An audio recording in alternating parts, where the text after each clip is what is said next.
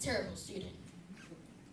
I saw myself as the enemy because I believed everyone else saw me that way. I felt like a foreigner in my own classroom and had a hard time connecting with others. And it wasn't until my grandmother bought me the Kid President book that I started to change. I read that book at home, at school, and pretty much everywhere else I went. After a while, I started being kind to everyone around me, and I was able to make more friends. He taught me that in order to lead, I must serve. Thank you.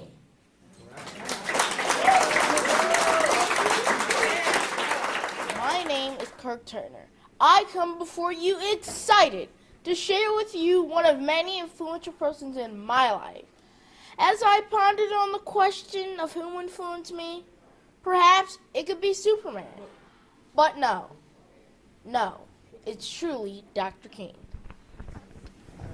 So when I first read the prompt, initially I couldn't think of someone to talk about off the top of my head. So I go home and I sit around the house and I think some more, and still no one comes to mind. So I think about it, I wake up in the morning and I scroll on my phone and I pass pictures of Oprah and Michelle Obama and some of the younger generation like Yara Shahidi and Zendaya, and I realized that I have dozens of women to look up to who can be my role model. And I decided to pick Michelle Obama because she was the most relevant and I know the most about her. Because when I was growing up, any chance that I had to do a project or a presentation, it was mainly towards Michelle Obama, because during the second term of the presidency, that was when I was in first, second, third grade. And I remember in second grade, I actually dressed up as Michelle Obama and paraded around the school the whole day. And I just chose her because she stood out to me the most of how her career started and how she became the inspiring woman she is now. So she was born and raised in the South Side of Chicago. She went to Whitney High School and she graduated 2 Ivy League schools. She went to Princeton and Harvard. And she was a huge advocate on education. Her parents installed her in needing an education to be something in life. You have to go to school, you have to go to college, if you want to be something in life. And she actually learned how to read when she was 4 years old. And she set out to make an initiative called Reach Higher, which encouraged high school graduates to go further than just college, go to secondary college, go to trade schools, or something further than just the basic, 1 degree. And she also fought for girls' education internationally. And I already have a plan to go to college, but seeing someone in a similar position as me, from Chicagoland and a black woman in America, getting into 2 Ivy League schools was just motivational to me, because you rarely see people of color getting into Ivy League schools, let alone 2. And I just think it was important that someone was fighting for my education and they care enough about my future, and that we have people who actually care. And the careers I actually have in mind were going actually towards law and public defense and helping the community that I come from. And I think that everyone deserves justice in this corrupt society that we live in now. She's also a positive role model for black women and girls. And I'm glad to say that I saw the first African-American family in the White House.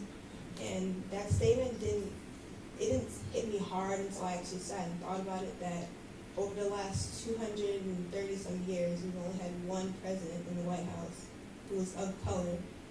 And being able to see the first black woman in the White House, seeing someone that looks like me in one of the highest political powers in the country, was just so amazing to me, that if you work hard enough and you keep trying and you are determined to get what you want, you can be there.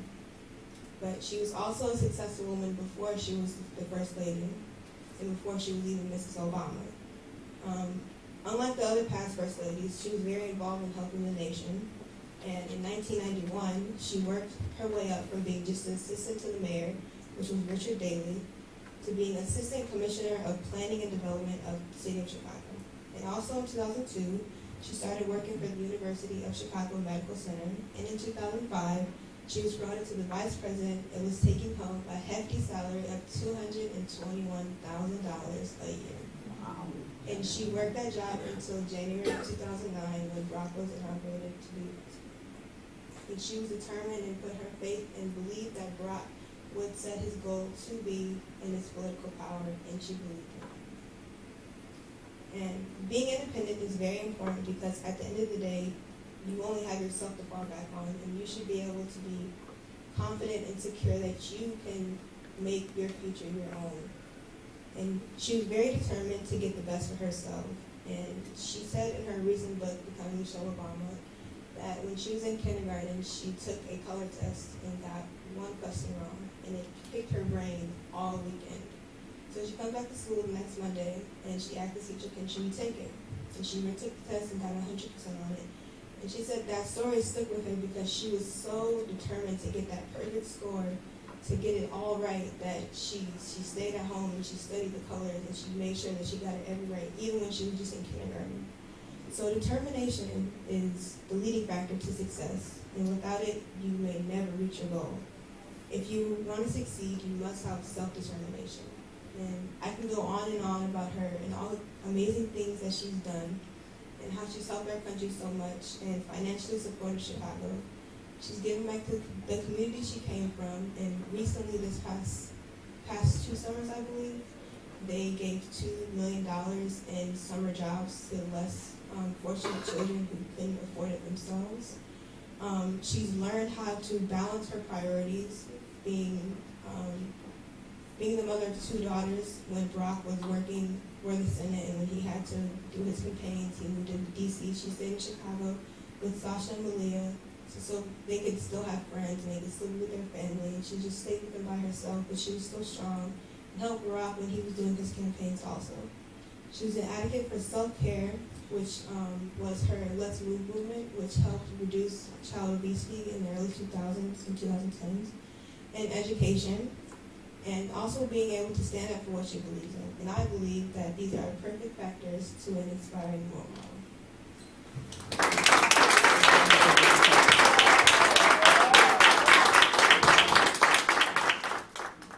Music has healing power.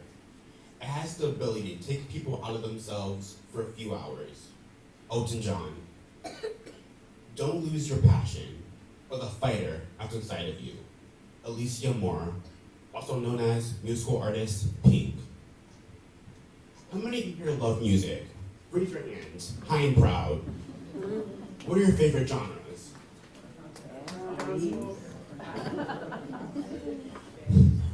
Those are all great genres, even better artists. In recent times, music is used as a form of therapy and relaxation for many people, no matter the genre, whether pop, rock, indie, which is my personal favorite, rap, smooth jazz, contemporary, whatever it may be.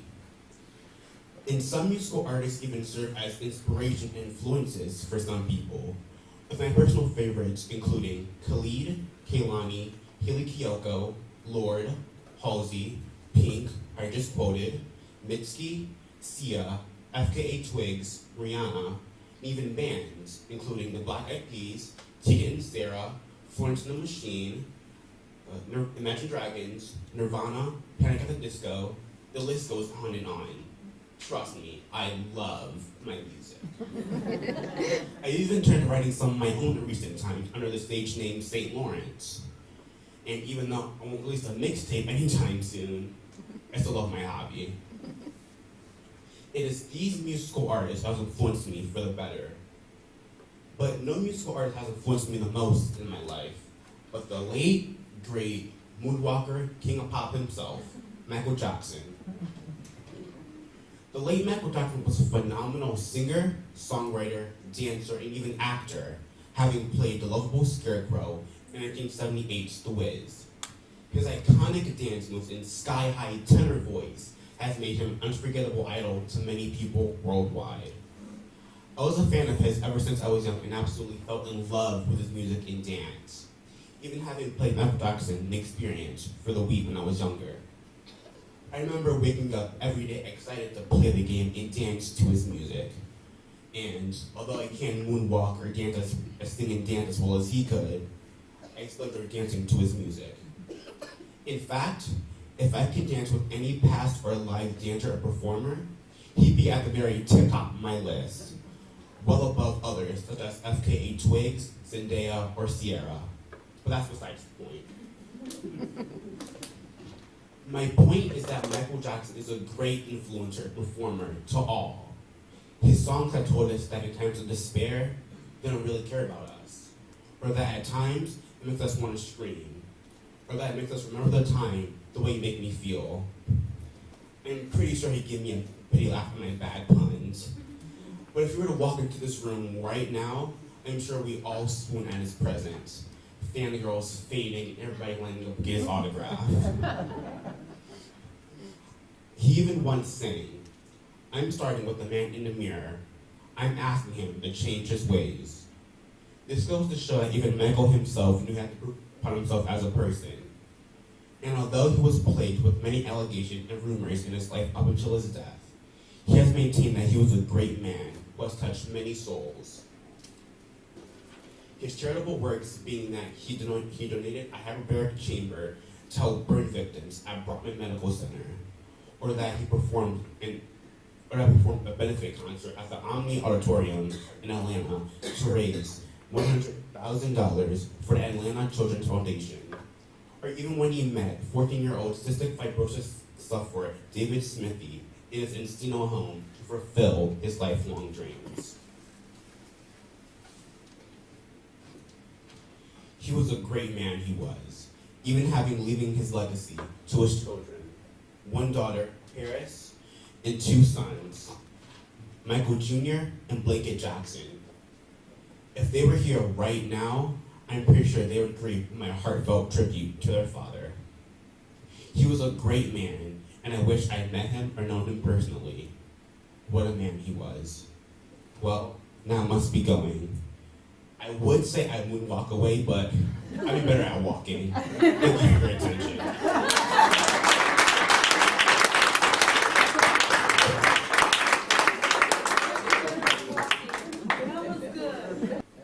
Role models.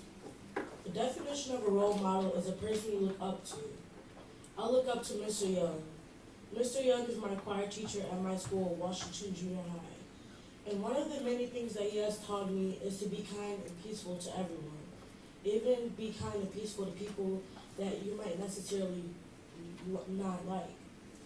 That's why I look up to Mr. Young, because we need to be peaceful and kind to everyone, especially with all the hatred and rude things going on around the world. We need peace on earth. We need to help one another and be kind to one another, even if it's just a hello or a high five while walking past, or even a nice compliment. You might never know what someone might be going through. A family member of theirs could have died. They could have gotten into a bad argument with one of their closest friends. They could be thinking about ending it all. But that one high five, hello, or compliment could change their whole mood. Another thing that Ms. Young has taught me is that it's okay to make mistakes. We're human.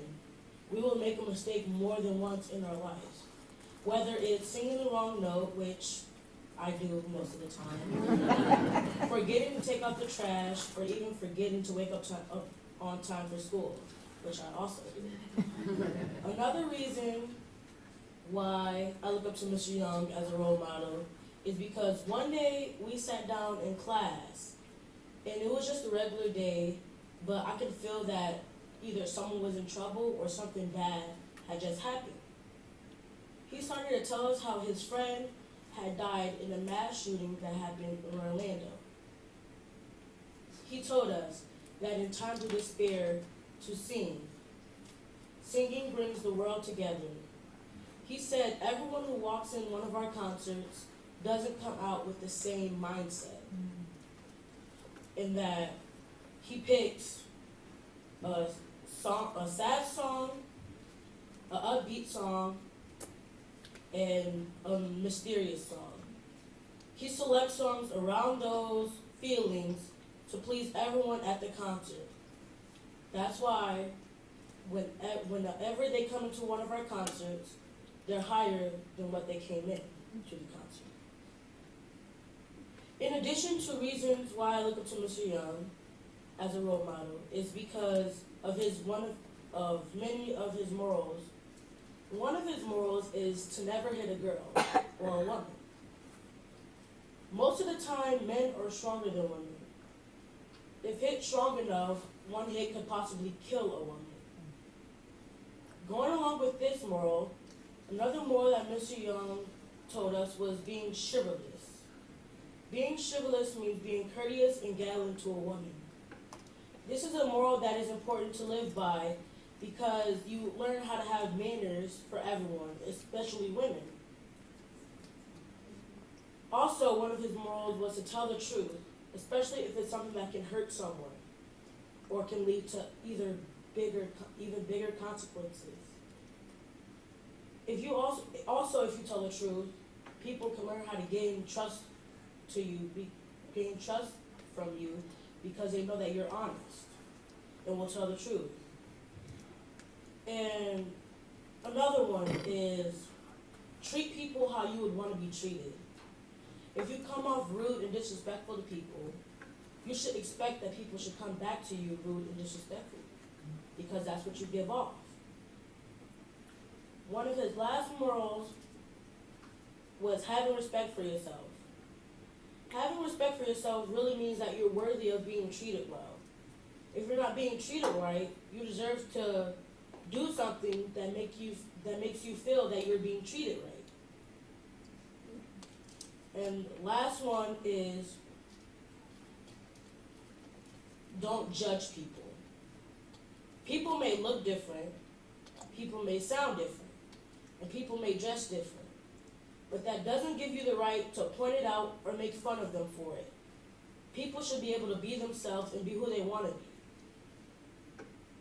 Being kind, being peaceful, making mistakes, bringing people together by music, and following important morals. All of these points that I have dwelled on are points that I would like to become as I get older, all because of my choir teacher, Mr. Young. I'm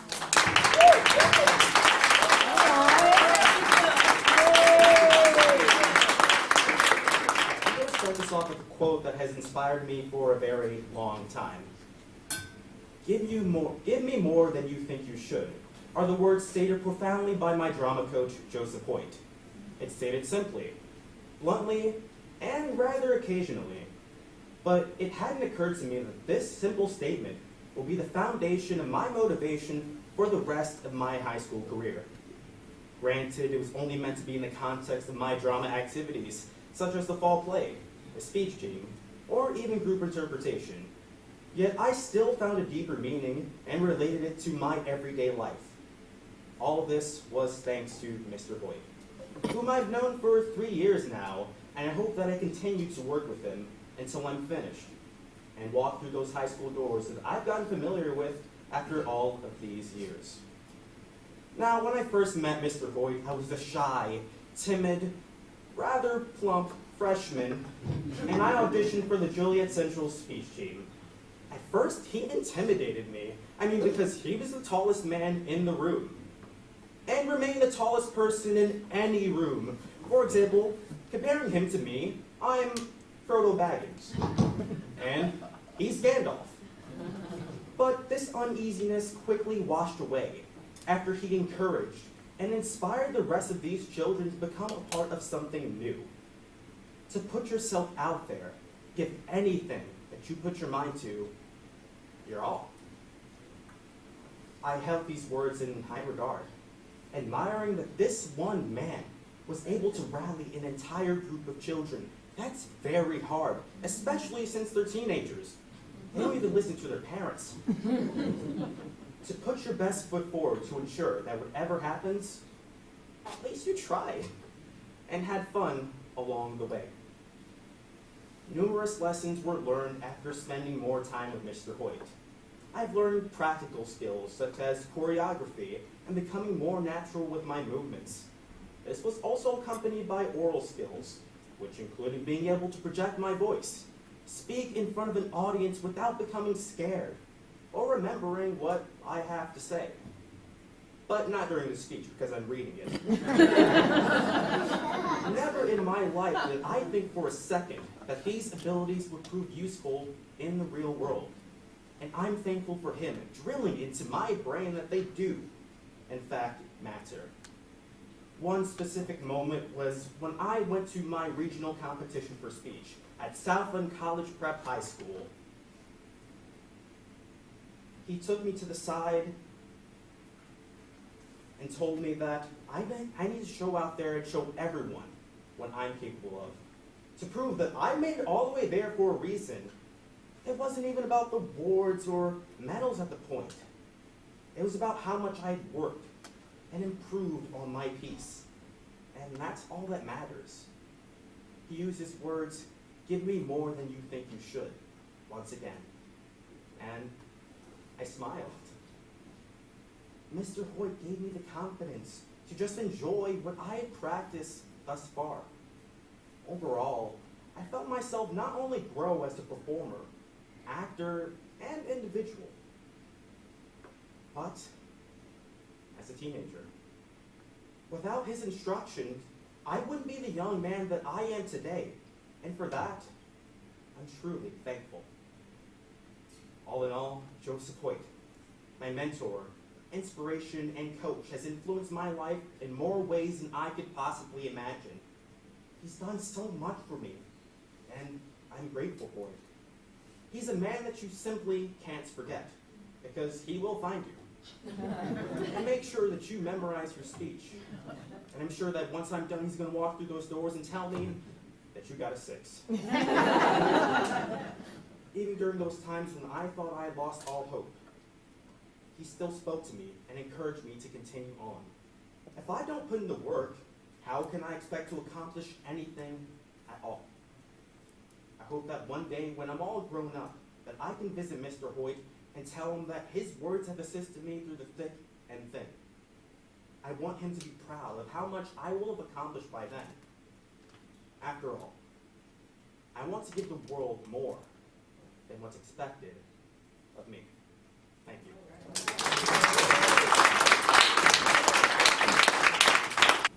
Good morning. Hello, my name is Tyler Khan. Someone that has influenced me in my life by deed is my pastor, Dion Hayes. My pastor positively influences me all the time.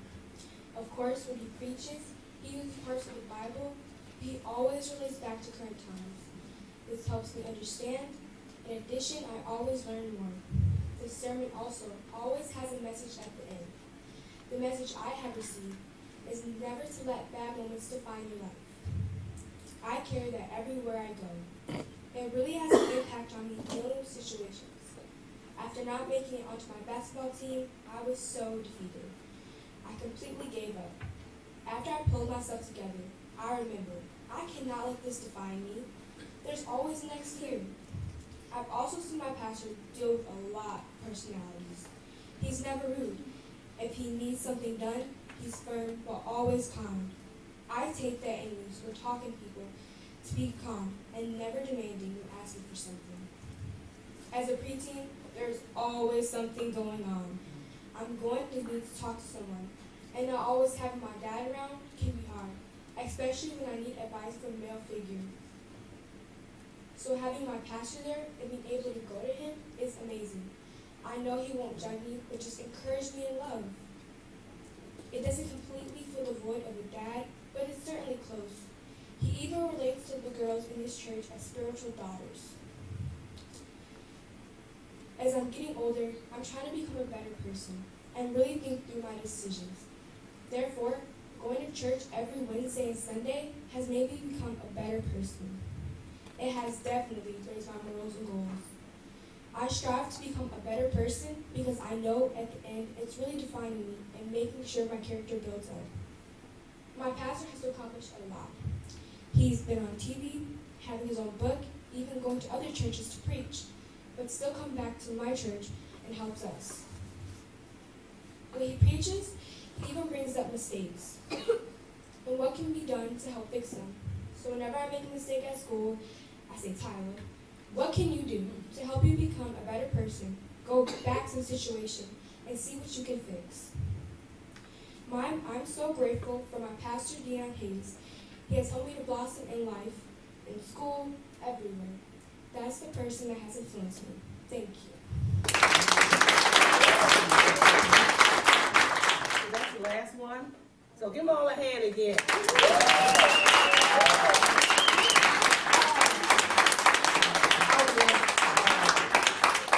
Now what we're doing right about now. So let me take the judges want to retire to this room so you can then they can finish up. So the judges are going to retire to the room so that they can finish up level 2. Okay, and then we'll announce the winners. So let me just make some comments so that after the winners are announced, then we can exit the room. That's fine, Madam President? Okay. So we want to recognize Superintendent Rouse. What superintendent comes out to your community program? Give her a hand. Okay, of course, we want to thank the judges and the speakers. You amazing parents. You are amazing. We really do appreciate it. But I do want to remind you that we are going to continue this, the Youth Speakers Bureau with National Cup of Black Women, and we encourage you to stay involved and have them not only come, but bring their friends. So it's an exciting and fun day. And we have a lot of opportunities. We're going to do a lot of workshops, a lot of fun, have professional speakers and people from throughout the community come in and run workshops and talk to them about the importance. So please, when we call you after this event, stay involved. We want to thank Brown Chapel as they showed out today.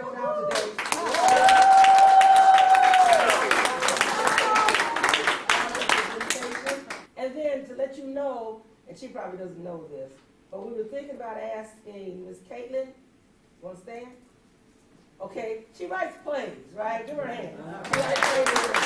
So we were thinking about, if we can engage her. We have in the organization, we have a 45 and under group. It's not that we're old or nothing, but that to bring the youth element in and to work with the kids. And we would love to see a play, a production with all the children, faces of color, everybody in the community. We've got a community down here to engage in a play and either use our theater or our space. If not, if it's bigger than that, Bicentennial Park or whatever, a musical. We'd like to keep it going because when we go to the schools and see the plays, children get involved, but we want to make the kids feel comfortable to even approach school theater or approach the school speech team. And then we're going to have a debate team. That's going to be really awesome. Okay, when we pit them again, because they argue with you, well, they're going to argue with you. So we're going to work on having a great debate. We're going to come in for a night of popcorn, watch the movie, The Great Debaters, and then kick off a debate team in our community. Okay? So having said that, we're on a break again until the judges come back. Then we'll announce the winners, and then you'll be free to leave. But thank you for giving up this Saturday.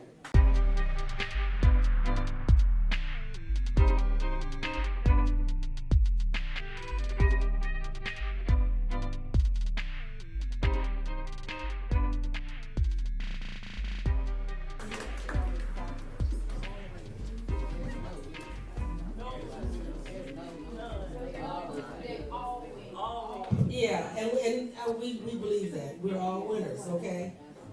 You guys did an amazing job, exceeded expectations. All right.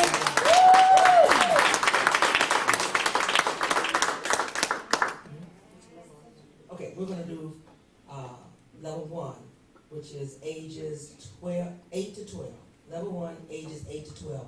And then you're going to have to come back up when everybody's leaving to get your Subway gift cards so we won't have mass confusion, okay? Okay, so 3rd place winner of level 1, category 8 to 12. 3rd place is Mariah McCullough.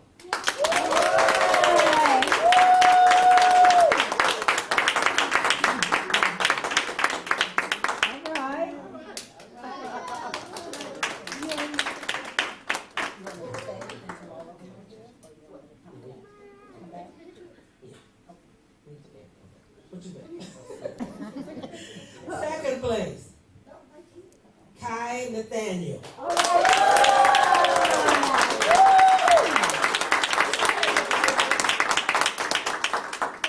right, Kai. He said, thank you.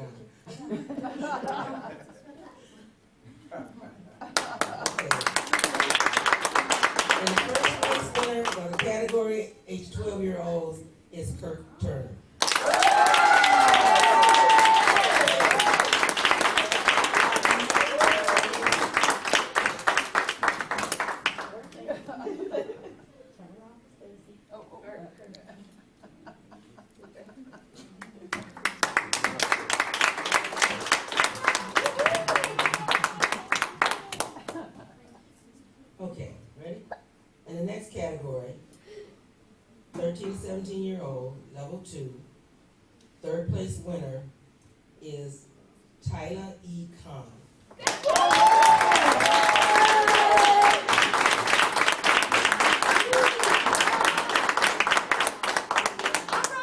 All right.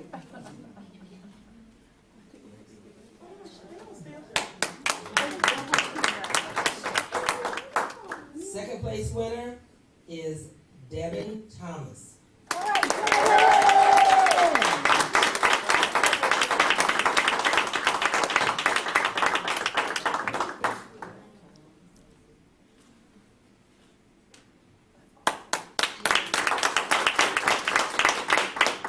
And the first place winner is Jonathan Perkins.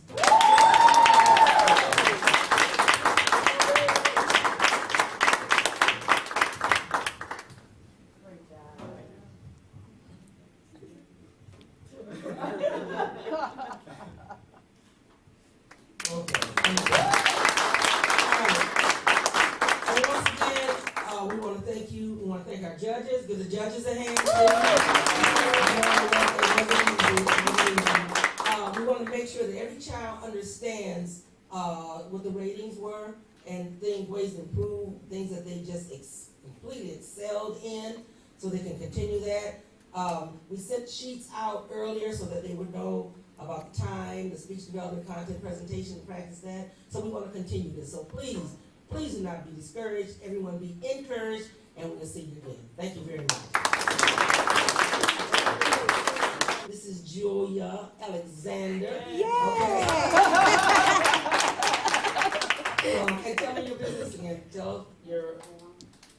Oh, I'm Julia Alexander. I wear a couple of hats. I am the president of Including You, which is a charitable fundraising organization that does festivals every year to raise money to give to organizations such as yours that's doing positive things in the community to help offset some of the cost of putting on events such as this, as well as the treasurer and a talk show host on Joliet Community Television Station Channel 6. Be Informed with Julia is the name of the program. Thank you. Thank you. Okay, and now we are here with one of the founders of the Oratoric program, and are you the national?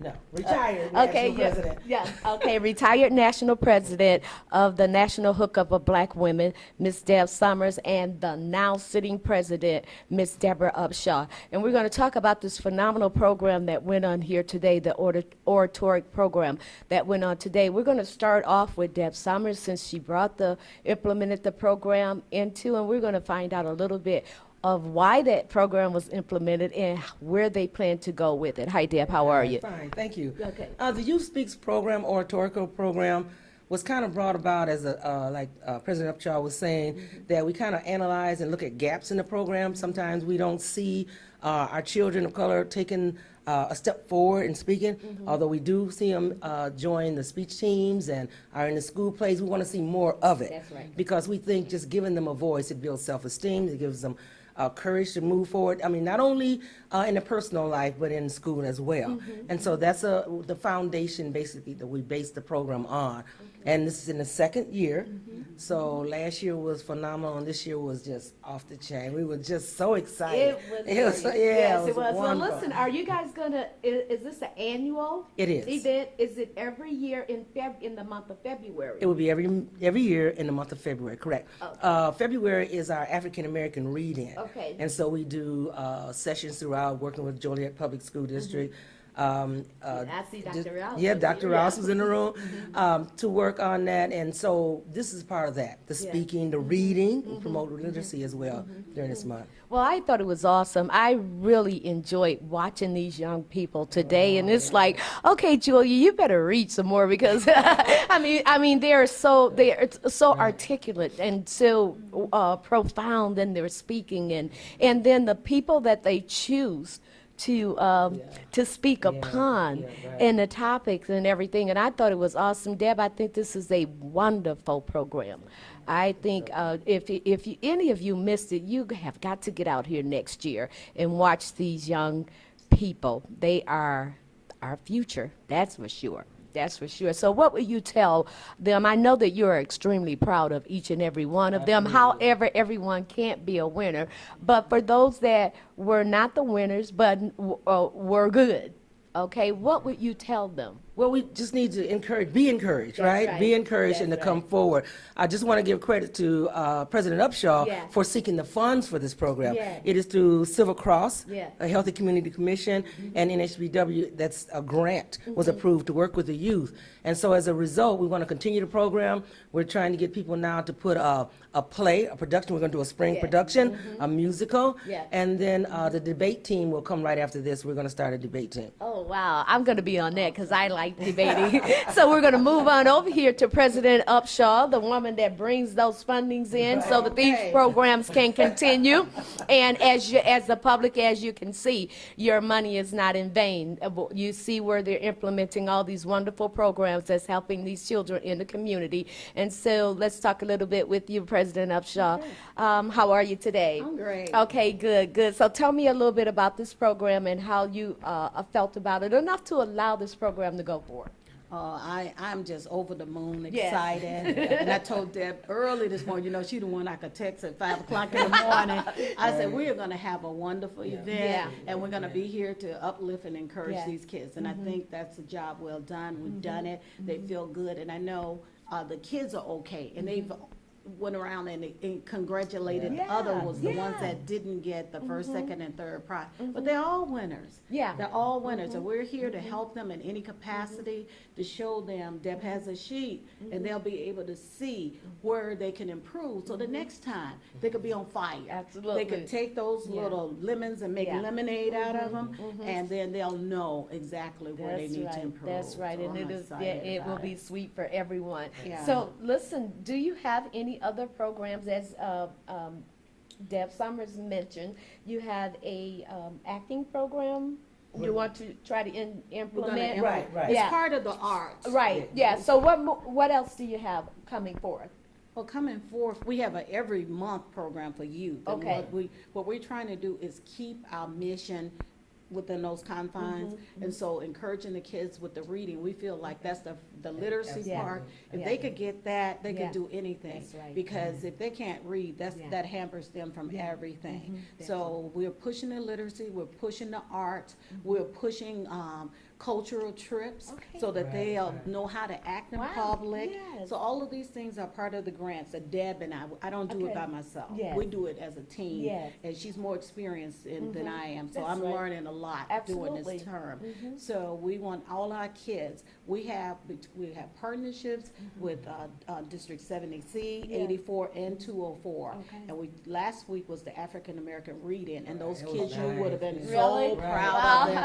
They were the high schoolers, and we Yeah. had one 10-year-older. Get That out. he cried at first, but he was bold enough to get up there and do his speech. Yeah. You Yeah. know, and so Yeah. we're teaching kids about how to love Yeah. themselves, how to respect themselves, how guys need to respect the girls and the girls Yeah. need to respect the Absolutely. guys. Yeah, Don't absolutely. hit, Right. don't nothing. Right. Don't hit people, you know, Right. whether you plan or not, Right. because now everything is a sign of abuse. So we're just trying to do our best for the community. And this is a community building, and we want to be a light, a beacon of light in this community. Absolutely, and I know that you guys are.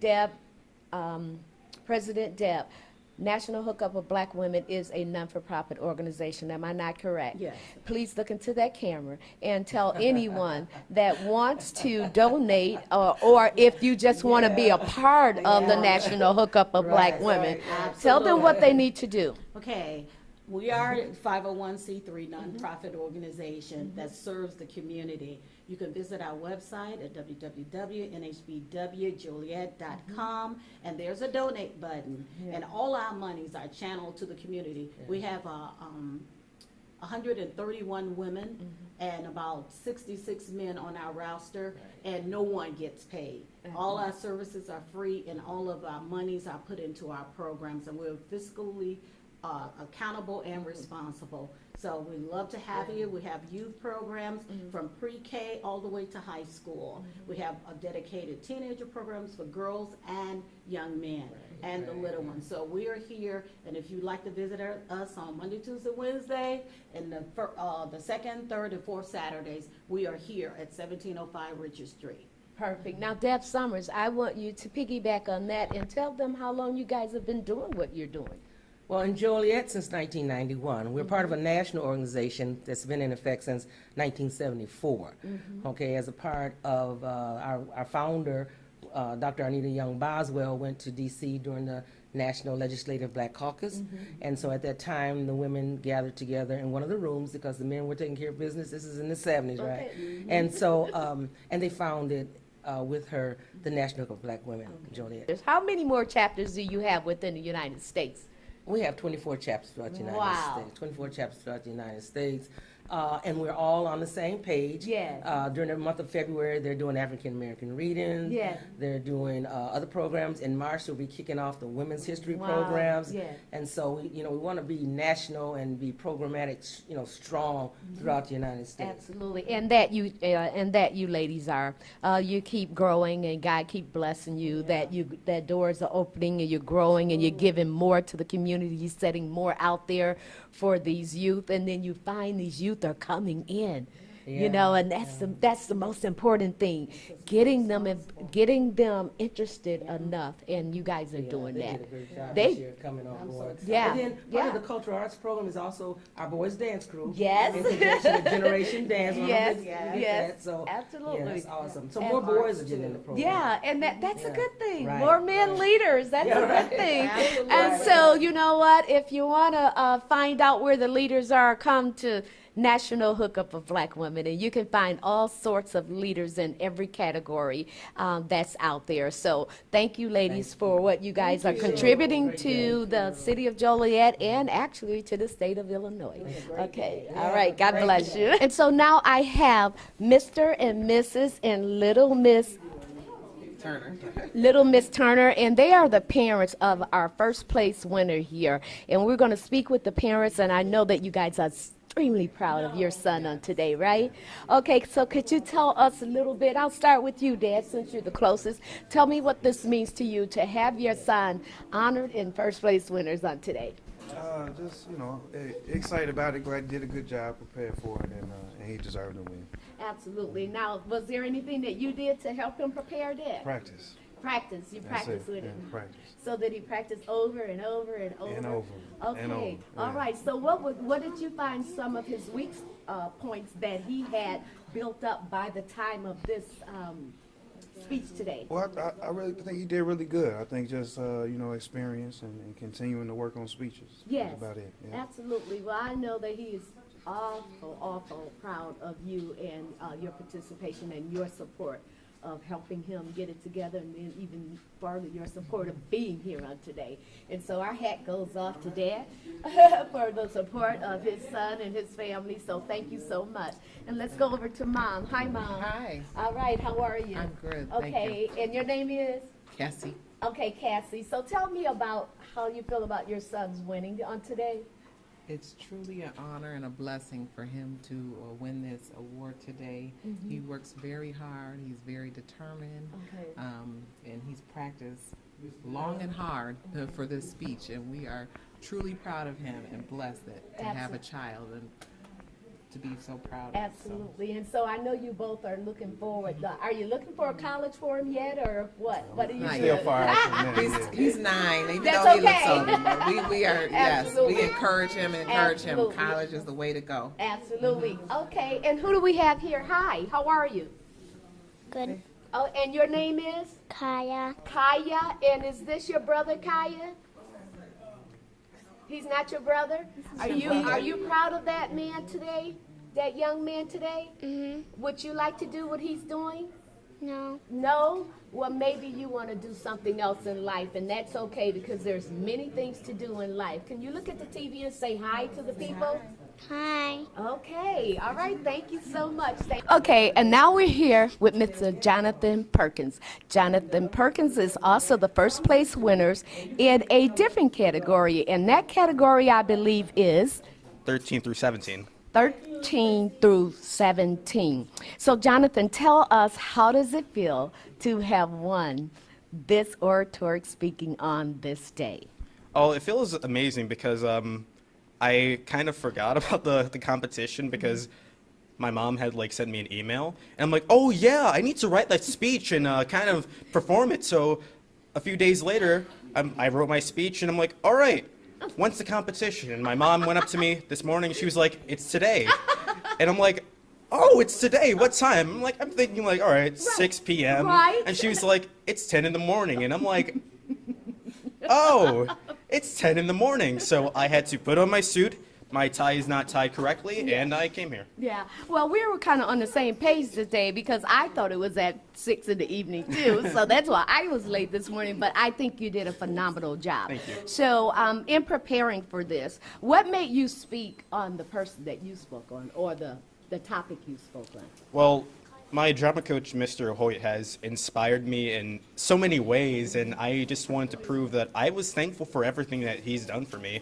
I mean, just saying to him and to his face that, like, you have made me the person that I am today is not enough. I wanted to give something to dedicate to him that he has done a lot. Absolutely, absolutely. And I know that there are other wonderful people in your life Of course. that inspires you. So let's talk about that other wonderful person that inspires you to go further. Definitely my mother, because she has pushed me to do a lot of things. She sends me multiple opportunities to just put myself out there and to show people what I'm capable of, and that's what I'm here for. Because on Wednesday, I'm also speaking for Gregory Hines, which I did not know about until this month. Right. So I had to do my research and prepare like another speech on him. Okay, great. At this time, we're going to bring your mother up. Now we are here with Jonathan's mom, which is very active in the community, very active in her children's life and their education.